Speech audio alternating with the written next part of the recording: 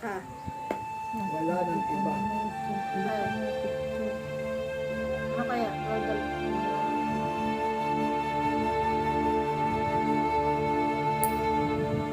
Saan magtapo yung mga binababae mo?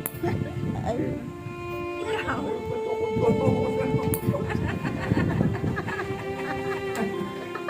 Wala naman tayo doon. Eh, yung ani ka pa eh.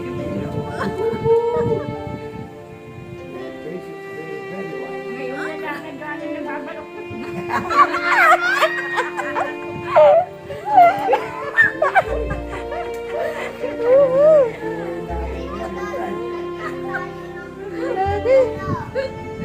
Banggaling mang uto jatat sana.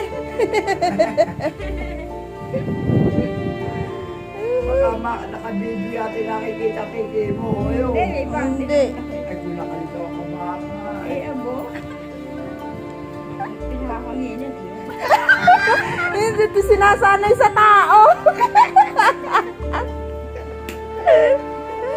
Hinagin. Ngayon, yung araw, pagka ako umarto sa amin, bakit ako nakabalutan na yan? Patay. Umay ka! Interview po natin tungkol kay Marcos, si kagalang-galang At tingnan mo, ang Semi Boy may mahirap. Birando. May mga tao ba naghirap ng araw dito? Ultimo pag nanakaw, wala mong nanakaw ulit ng araw. Ngayon, maglagay ka ng panty na babahal sa limit, pag hindi, wala. Dala ng sagana ang tao ng panahon yun. Ako na lang hindi na natawag dito. Ababa, iba ang ito si Pangulong Marcos. Magpunta ka ng Quezon, saan ka dadaan? Marcos Highway. Magpunta ka ng Central Luzon, saan ka dadaan? Marcos Highway. Magpunta ka ng Cavite, Batangas, saan ka dadaan? Marcos Highway. Paano yung Marcos Highway? Yung mga pinagawa nila. Yung pa naglakaw.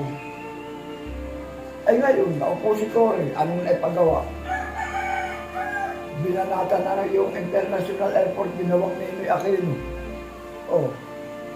Naupo si Ramos, may naipagawa ba? Oh, naupo si Joseph. Wala naipagawa. Naging malibag ang Maynila. Oh. Si, ano ba, si... Si Noy. Hindi muna, siya na muna. Ramos. Si Ramos. O yan nga, yun ang Ramos at pumalit. Sino yan. Ramos. Yun ang pumalit siya kay, kay Gloria. Aba kay, kay...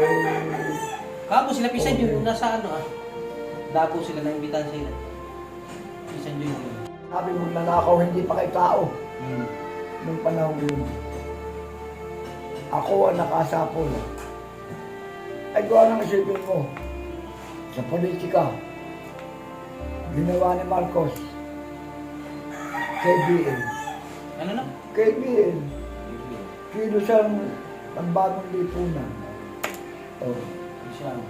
Pagkatapos, nag-agawan si, sa president, sa Nationalista Party.